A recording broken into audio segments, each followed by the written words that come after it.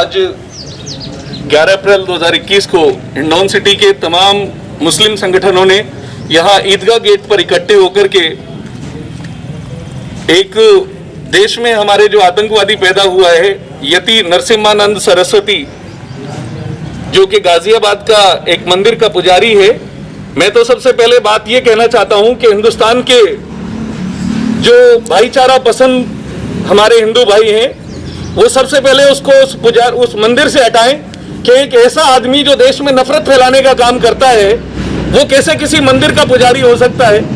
राम जी का पैगाम क्या है, वो मोहम्मद साहब के खिलाफ बोलने से पहले उसको राम जी को पढ़ना चाहिए था।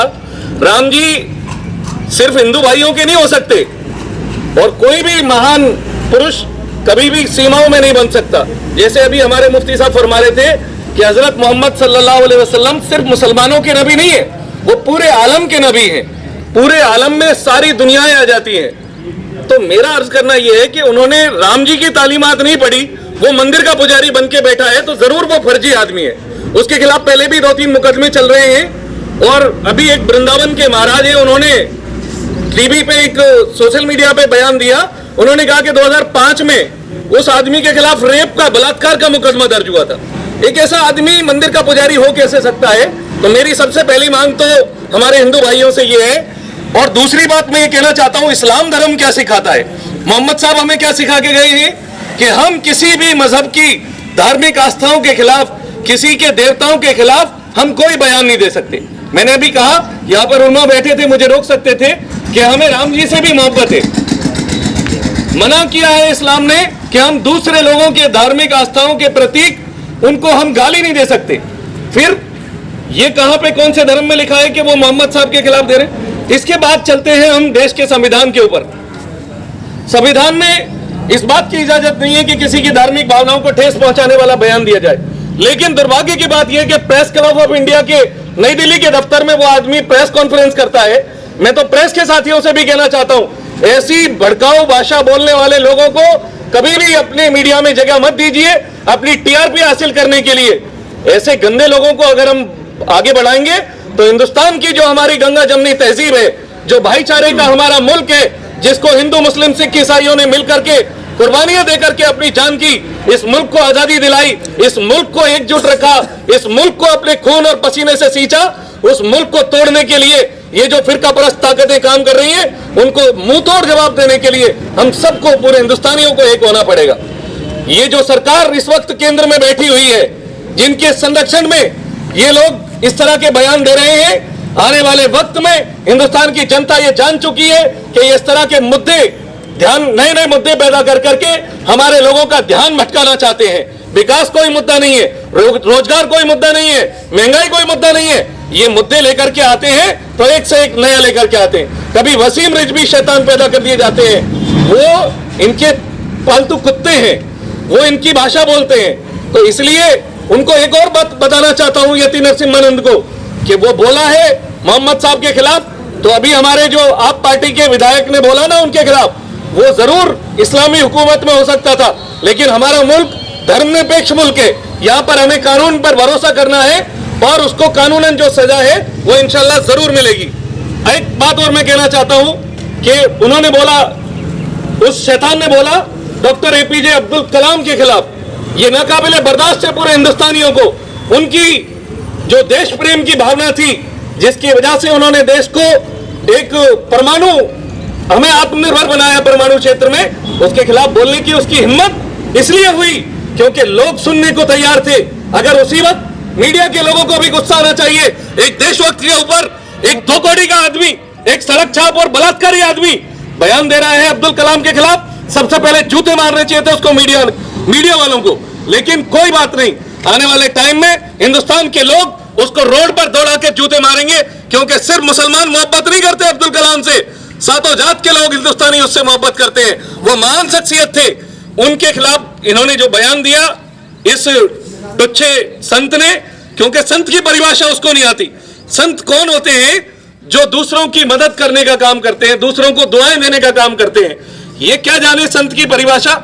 लेकिन आने वाले टाइम में ये सारे मुद्दे बेनकाब होने वाले हैं। ये चुनाव से ध्यान भटकाने के लिए सरकार ऐसे मुद्दे लेकर के आती है। कभी ये लोग पुलवामा करवाते हैं, कभी दंगे कराते हैं, कभी ये जो है ना आपस में लड़ाने का, मुसलमान हिंदुओं को मुसलमानों को लड़ाने का, कभी एसटी एससी को लड़ाने का ये लोग काम कर रहे हैं, ये सब बेनकाब होने वाले हैं। आज ज्योतिबा फुले जी की जयंती है, उन्होंने सामाजिक समरसता के लिए बहुत बड़े काम किए, हिंदुस्तान में तारीख है, इस बात का इतिहास है। तो हम लोग उनकी तालीमात पे चलते हुए और जो हमें मोहम्मद साहब सिखा के गए उन अखलाक पे अमल करते हुए अगर हम इस वक्त मुल्क का माहौल सुधारना चाहते हैं तो सबसे अच्छा ये मौका है। मेरे एक हिंदू भाई दोस्त हैं, उन्होंने मुझसे कहा कि नफीस भाई, इस वक्त जितने भी लोग नफरत फैलाने का काम कर रहे हैं उनको जवाब देने के लिए ज्यादा से ज्यादा मुसलमानों को मोहम्मद साहब की जीवनी को पढ़ना चाहिए और मोहम्मद साहब के बताए हुए जो अखलाक है, शिष्टाचार की बातें हैं, उन पे अमल करना चाहिए। ये कौन कह रहा है? मेरे एक हिंदू भाई दोस्त हैं, वो कह रहे हैं। आप लोगों से मैं इस वक्त ये दरखास्त करना चाहता हूं कि आप लोग ज्यादा से ज्यादा इस बात पे अमल करें, अपने मोहल्ले पड़ोस की बहन बेटियों की हम इज्जत करें, उनकी हिफाजत करें और अगर कहीं भी कुछ गलत देखें तो उसका विरोध करें, चाहे कोई भी हो। हम लोग अपने बच्चों को ध्यान रखें, शराब जुआ बुराइयों से उसको बचाएं और एक नए हिंदुस्तान बनाने के लिए, एक मजबूत हिंदुस्तान बनाने के लिए मेरा उसमें क्या कंट्रीब्यूशन हो सकता है। जैसे शहीद अब्दुल हमीद ने देश के लिए जान दी, ऐसे ही हम सब लोग के जज्बात ये हो कि हम मुल्क के लिए कुछ भी कर गुजरेंगे लेकिन इस मुल्क को टूटने नहीं देंगे। और ऐसे लोग जो 10 लाख का सूट पहन के घूमते फिरते हैं, उनको बताना चाहता हूं कि अब्दुल कलाम की जीवनी को पढ़िए कि उनके पास कितने सूट थे। वो चाय वाले से ज्यादा महंगा सूट पहन सकते थे, लेकिन उन्होंने राष्ट्रपति भवन की सारी सुविधाएं त्याग दी थी, एक नई मिसाल कायम की थी। लेकिन ये चाय वाला जो देश में नफरत फैलाता है और एक जो पीले कपड़े पहन के अपने आप को बताता है कि वो भी संत है, वो संत नहीं है। संत को क्या मतलब? वो तो संन्यास ले चुके होते हैं संत, तो उनको क्या मतलब दुनियादारी से। लेकिन ये सारा भाइयों जो भी कुछ हो रहा है ये ढोंग हो रहा है। ये देख लीजिए, अडानी और अंबानी के घर चलाने के लिए ये लोग काम कर रहे हैं और हिंदुस्तानी की कमर तोड़ के इन्होंने रख दी। चाहे मिडिल क्लास की देख लीजिए, चाहे गरीब की देख लीजिए। इसलिए आप लोगों को कोई भी कानूनी का ऐसा गैर कानूनी काम नहीं करना है जिसकी वजह से हम लोग इनकी साजिश के शिकार हों। ये लोग क्या चाहते हैं कि हम भड़काऊ इनकी बातों में आ जाए और इनके एक्शन का रिएक्शन दें। हमें रिएक्शन नहीं देना है। अभी रमजान का महीना आने वाला है, पूरे मुसलमान ये अज़्म करें कि अगर हम पहले तो पूरी तरह से रोजे की पाबंदी करेंगे, अगर रोजा नहीं रख सकते तो कम से कम दर्जे की बात यह है कि हम रोजेदार का हुलिया बना के रहेंगे। एक काम ऐसा नहीं करेंगे जिसकी वजह से हमारे लॉकडाउन के नियमों की पालना हम लोग नहीं करने वाले बने।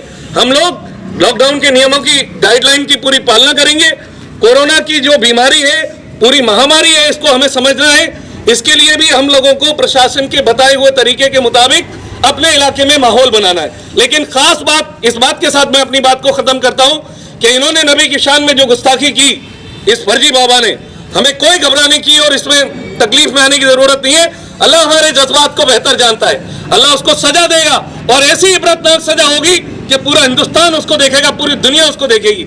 मेरा आप लोगों से दरखास्त ये है कि अपने अंदर अल्लाह के नबी की सुन्नतों को जिंदा करने की कोशिश करें।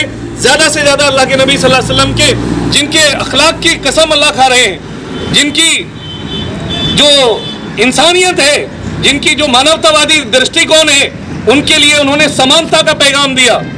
और राम जी और वेदों में क्या लिखा है, राम जी क्या बता के गए? वसुदेव कुटुंबकम। ये सनातन धर्म की परंपरा है कि पूरी दुनिया के आलम के बसने वाले लोग आपस में भाई भाई हैं।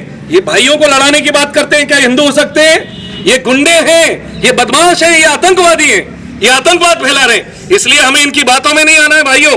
हमें क्या करना है? इस मुल्क के भाईचारे को बरकरार रखने के लिए एक से एक आला काम करना है और वो काम करना है जो मोहम्मद साहब हमें सिखा के गए। उन पे अगर हम अमल करेंगे तो हम अल्लाह को राजी करने वाले बन जाएंगे। जब हमसे अल्लाह राजी हो गया तो ये पूरी दुनिया और पूरी मखलूक हमसे मोहब्बत करेगी इंशाअल्लाह। इसकी बहुत सारे लोग जीते जागते नमूने हैं जिनको हिंदू मुस्लिम सिख ईसाई चुन करके और अपनी नेता बनाते हैं। आज इस मौके पर तमाम शहर के और एतराफ के लोगों ने बढ़ चढ़ करके हिस्सा लिया, खासतौर से हमारे उलमाओं ने रहबरी फरमाई। उसके लिए मैं दिल की गहराइयों से शुक्रिया अदा करता हूँ। हमारे प्रशासन के जो नुमाइंदे हैं हमारे बीच मौजूद, उनके लिए भी मैं शुक्रिया अदा करता हूँ कि वो लोग आए। हमारी भावनाओं को आप राष्ट्रपति महोदय तक पहुँचाएंगे और आने वाले वक्त में रासुका के तहत गिरफ्तारी होगी उस ढोंगी बाबा की जिसका नाम यति नरसिम्हानंद सरस्वती है। बहुत बहुत धन्यवाद। जय हिंद। कभी आवाज आवाज़ हक बनकर ये चैनल आगे आता है, कभी सच्चाई का शीशा यही चैनल दिखाता है, कभी अखबार आलम भी यही पढ़ के सुना।